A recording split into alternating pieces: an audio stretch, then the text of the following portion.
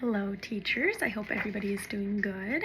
My name is Claire, and I have put together a little poster of methods of teaching social studies. I have this on a PDF, so you can print it off, you can laminate it, you can keep it, you can fact check it with the sources on the back. But I put this together to kind of help you guys recognize and become familiar with some social studies methods. So the first one I picked was role playing. Personally, as a preschool teacher, I love this one.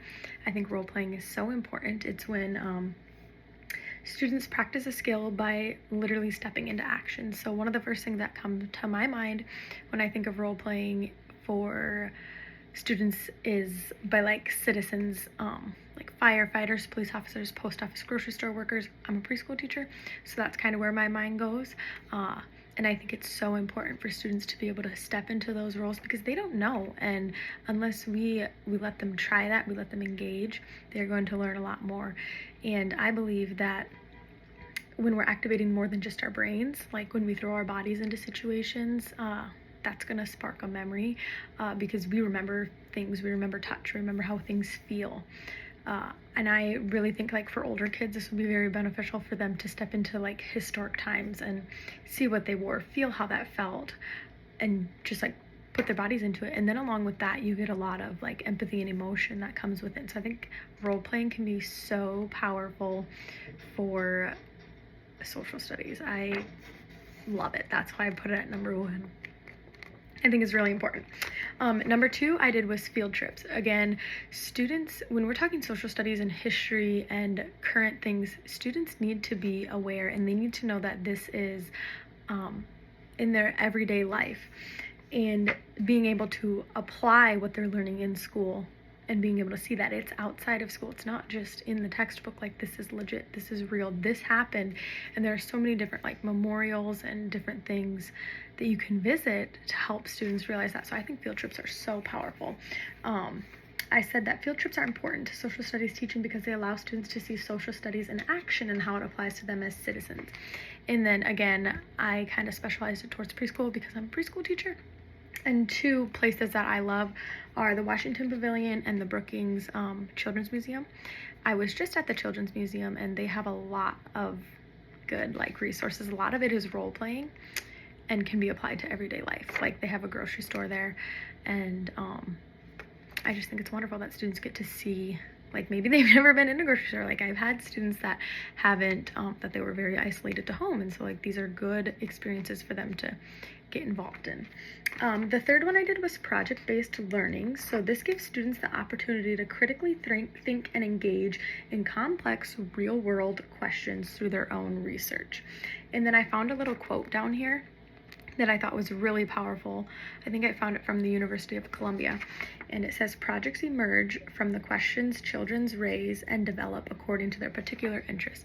So with project-based learning, I see students hands-on doing their own research, something they are passionate about that they can dive into, because there's always a student going to be passionate about something. Like we all have different things that we like, and the more they're interested, the more they're going to dig deep and learn.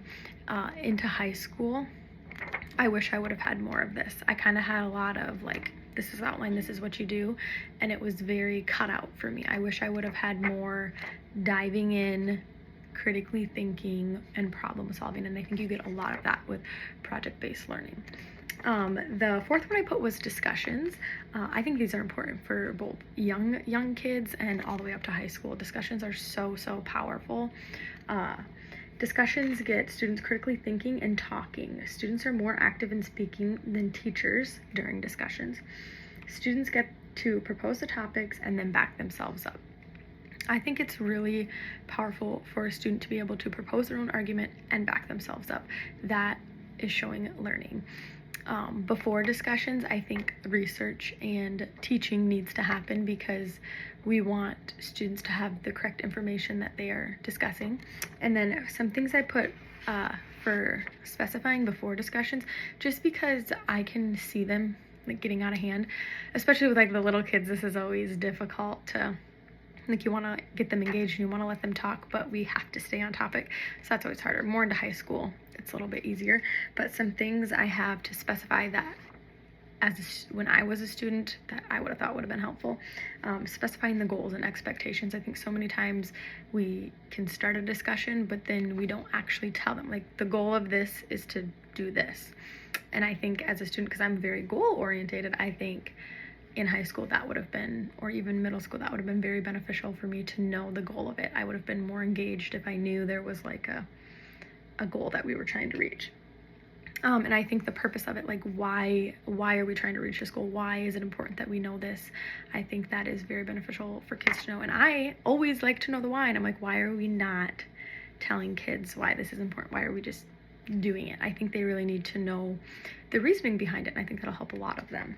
And then lastly, I have take space, make space. And so that's kind of just a nice reminder for students when they are discussing that if they're going to take space and they're going to talk, then they also need to listen, because listening is very important. And that leads me to another point, is that with discussions, yes, you get students talking, but you also get students listening. And a lot of times you might not have students talking, but you're going to have them listening. And when that listening is happening, they're critically thinking inside their brain. And as teachers, we love to see that.